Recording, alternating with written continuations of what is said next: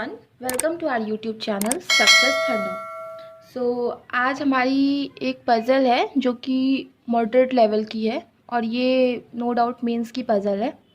Pre में अगर आ गई तो आई वुड सजेस्ट कि इसको आप अटेम्प्ट ना करो, बिकॉज प्री में अब टाइम काफ़ी कम मिलता है। ठीक है, तो आप इसका एक स्क्रीनशॉट ले लो, फिर हम स्टार्ट करते हैं।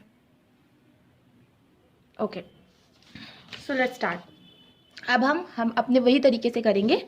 क्वेश्चन को पहले हम 1 बाय 1 पढ़ेंगे और जो भी चीज़ें होंगी, अगर कंडीशंस नोट करने के लायक होगी तो हम नोट करेंगे, अदरवाइज उसको हम पजल में सेट करते हुए चलेंगे। ठीक है, तो चलो पढ़ना शुरू करते हैं।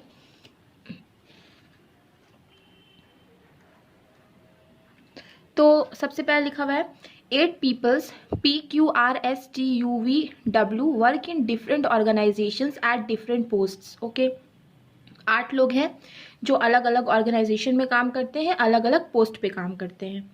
Each of them had a experience in their field of certain number of years which was different from each of them. मतलब सभी के कुछ कुछ सालों का एक्सपीरियंस है जो कि एक दूसरे से अलग है। ठीक है, और दीज ईयर्स वर अमोंग, मतलब किसको कितने साल का एक्सपीरियंस है वो है क्या क्या, 27, 24, 20, 16, 14, 10, 8, 3। मतलब सबको, किसी को 27 साल का एक्सपीरियंस है, किसी को 24 साल का एक्सपीरियंस है। ओके, किसी को 20 साल का है, किसी को 16 साल का है, and so on. Also, it is known that they lived in an 8-floored apartment numbered from 1 to 8. ठीक है, और ये लोग 8 फ्लोर अपार्टमेंट में भी रहते हैं। मतलब देखो ये कितने पैरामीटर्स की पजल हो गई। एक तो पर्सन्स, दूसरा डिफरेंट ऑर्गेनाइजेशंस, ठीक है, तीसरा एक्सपीरियंस, चौथा उन लोगों के अपार्टमेंट्स। ठीक है, whereas 8 is the top most floor, 7 is just below it, and so on. ठीक है, तो इतना हम समझ में हमें आ गया। तो ये कौन सी पजल है? फ्लोर बेस्ड पजल है विथ 4 पैरामीटर्स। ओके, तो अभी जब भी फ्लोर बेस्ड होता है तो हम लोग हमेशा फ्लोर को फिक्स करते हैं। क्यों? क्योंकि यहाँ पे फ्लोर देखो आपको फिक्स बताया गया कि 8वां ऊपर है, फिर 7वां है, फिर 6ठा है, फिर 5वां, ऐसे करके। तो हमेशा हम फ्लोर को फिक्स करते हैं। तो फटाफट से हम एक टेबल ड्रॉ कर लेते हैं। देखो, कभी भी आप टेबल ड्रॉ करो तो ऐसे ड्रॉ करो कि एटलीस्ट उसमें 3 से 4 पॉसिबिलिटी बन जाए, मतलब मैक्स टू मैक्स पॉसिबिलिटी बन जाए। क्योंकि फिर टेबल, आप मान लो पॉसिबिलिटी ज़्यादा बनेगी तो टेबल दोबारा खींचने में आपका टाइम वेस्ट होगा, तो हमें टाइम को बचाना है। ठीक है,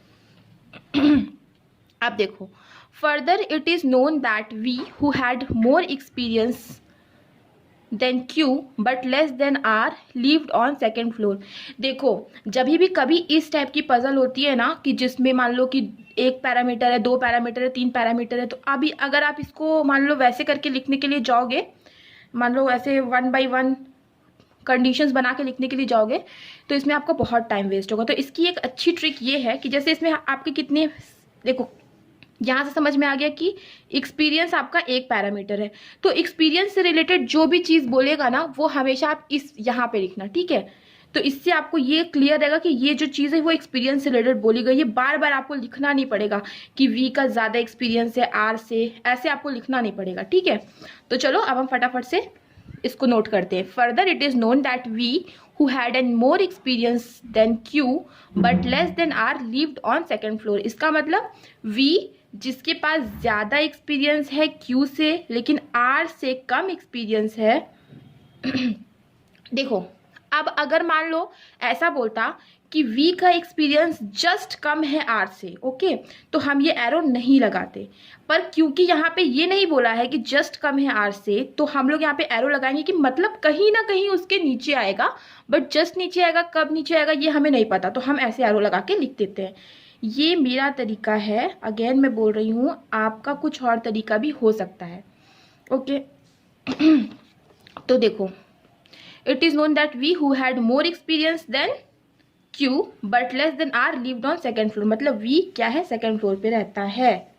okay, next, there are 3 people living between T and Q where T lived above Q। मतलब T और Q के बीच में कितने लोग रहते हैं, 3 लोग रहते हैं, जिसमें टी अबव क्यू रहता है। ठीक है, देखो अब ये मतलब फ्लोर का है ना, तो आप फ्लोर का यहाँ पे एक डैश बनाओ, फ्लोर से रिलेटेड जो भी चीजें बोली जाएगी वो इसमें लिखना। देखो टी और क्यू के बीच में 3 लोग रहते हैं, ऐसे लिख दिया। 3 people living between T and Q where T lived above Q, मतलब टी ऊपर रहता है तो टी को ऐसे एरो देकर ऊपर की तरफ कर दो, मतलब कि टी जो है वो क्यू से ऊपर रहता है। ठीक है, तो ये अगेन मेरा तरीका है, पर मुझे ये अच्छा लगता है, इसे तुम मुझे क्लियर समझ में आता है। देखो अभी मैंने ये बाइफर्केशन क्यों किया है, समझ में आ रहा होगा, ये समझ में आ रहा होगा कि देखो अगर मान लो हम यहाँ पे ऐसे बाइफरकेट करके ना लिखते तो आर वी क्यू, तो ये आपको फिर समझने में बाद में दिक्कत होता है कि ये आर वी क्यू किस तरीके से इसको बांटा गया, फ्लोर के हिसाब से बांटा गया, एक्सपीरियंस के हिसाब से बांटा गया है, ऑर्गेनाइजेशन की पोस्ट के हिसाब से बांटा गया है। ठीक है, तो ये आपको दिक्कत होती है समझने में, है ना, तो इसलिए मैंने इसको ऐसे ऐसे बाइफरकेट करके लिख दिया गया है। आपको समझने में भी दिक्कत नहीं होगी, बार बार आपको लिखने की जरूरत नहीं कि ये एक्सपीरियंस के हिसाब से, ये फ्लोर के हिसाब से है। ठीक है, देखो क्या होता है ना कि सॉल्व सभी लोग पजल कर लेते हैं, लेकिन क्लियर एग्जाम उसी का होता है जो उसको स्मार्ट वे में सॉल्व करता है और जल्दी सॉल्व करता है। ठीक है, तो चलो अभी फिर से शुरू करते हैं। 3 people living between T and Q where T lived above Q. Okay, W lived below T, T के नीचे रहता है डब्ल्यू। देखो फ्लोर की बात हो रही है तो फ्लोर के अंदर हमने लिख दिया कि टी के कहीं ना कहीं नीचे रहता है W.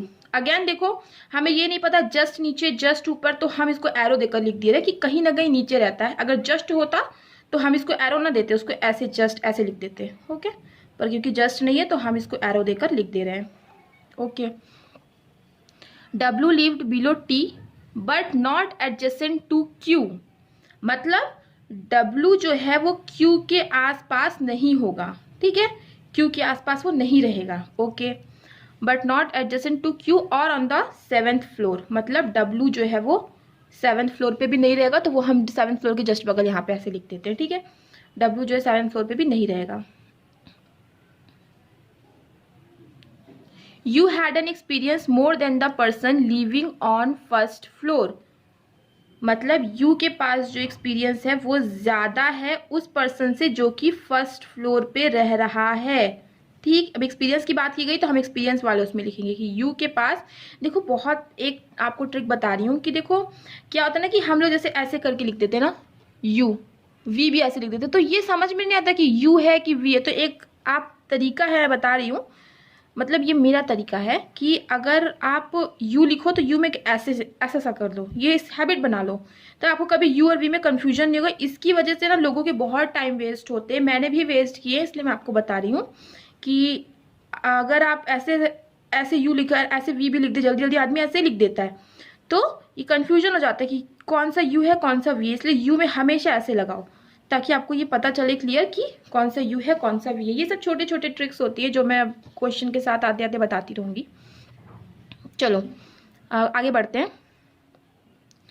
You had an experience more than the person living on the first floor and lived above Q, और यू जो है वो क्यू के अबव रहता है, तो बस यहाँ पे ऐसे लिख दो, यू जो है वो क्यू के अबव रहता है। ठीक है,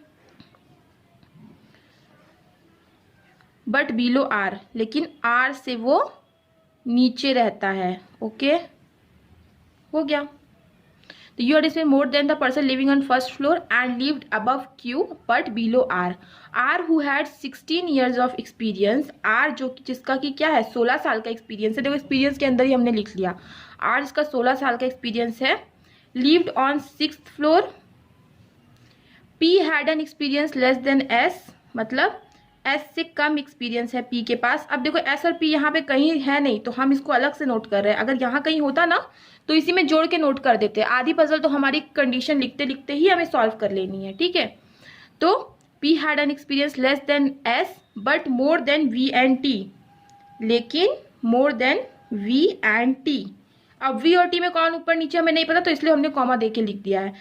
ठीक है, तो ऐसे हमने लिख दिया।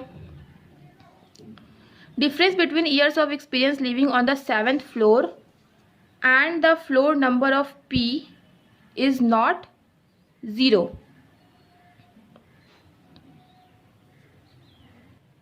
ओके, तो जो difference between years of experience जो पर्सन है जो 7th फ्लोर पे रह रहा है and the floor number of P is not 0।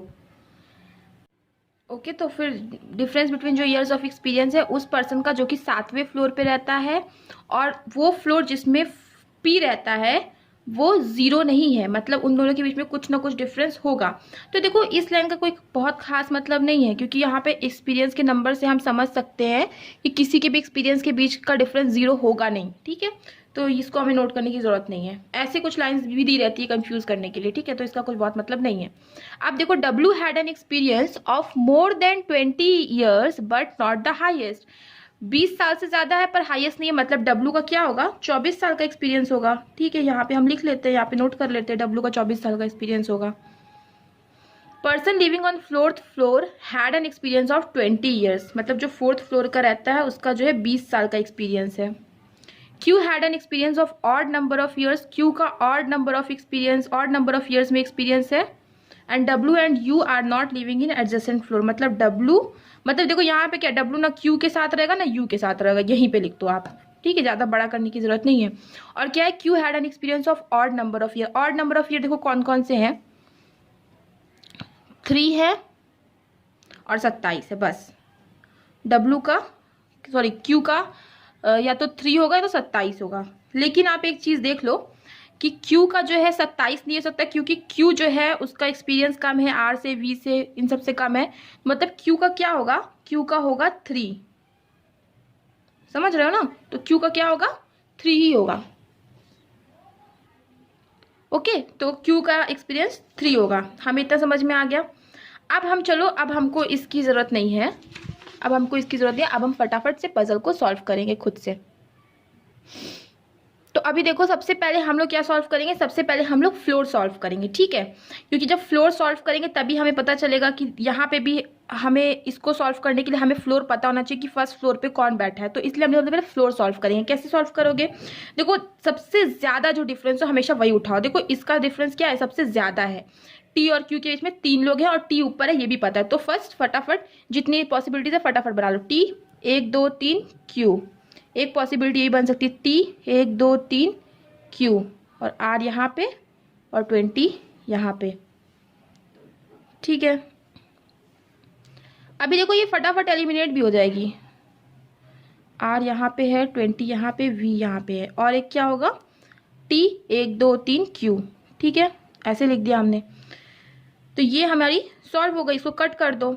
अब एक चीज देखो, यहाँ पे सॉल्व करते हैं आपको एक पता चलेगा कि Q का जो है तो वो तो 3 साल का एक्सपीरियंस है, लेकिन यहाँ पे क्या हो रहा है, Q का 20 साल का एक्सपीरियंस हो रहा है। तो ये आपकी पॉसिबिलिटी हो गई कैंसिल। Q का हमारे कितने साल का एक्सपीरियंस है, 3 साल का एक्सपीरियंस है। ओके, Q का कितना एक्सपीरियंस है, 3 साल का एक्सपीरियंस है। ओके, अब देखो, अब हम फिर से इस पे आ जाते हैं। देखो T के नीचे कहीं ना कहीं W आएगा। ठीक है, और R U और Q का वो बनेगा, मतलब U, देखो R के नीचे U और U के नीचे Q आएगा और T के नीचे W आएगा। मतलब इस केस में U और W ऐसे ऐसे आएगा, राइट। ठीक, लेकिन एक चीज हमें यहाँ पे पजल में दी गई है कि U और W कभी भी साथ में नहीं होगा। ठीक, तो इसका मतलब ये वाली भी क्या हो गई, गलत हो गई पॉसिबिलिटी। अब केवल यही वाली सही बनेगी। देखो R के नीचे क्या आएगा, U आएगा। ठीक, और T के नीचे W आएगा, मतलब U और W तो यहीं पे आएगा।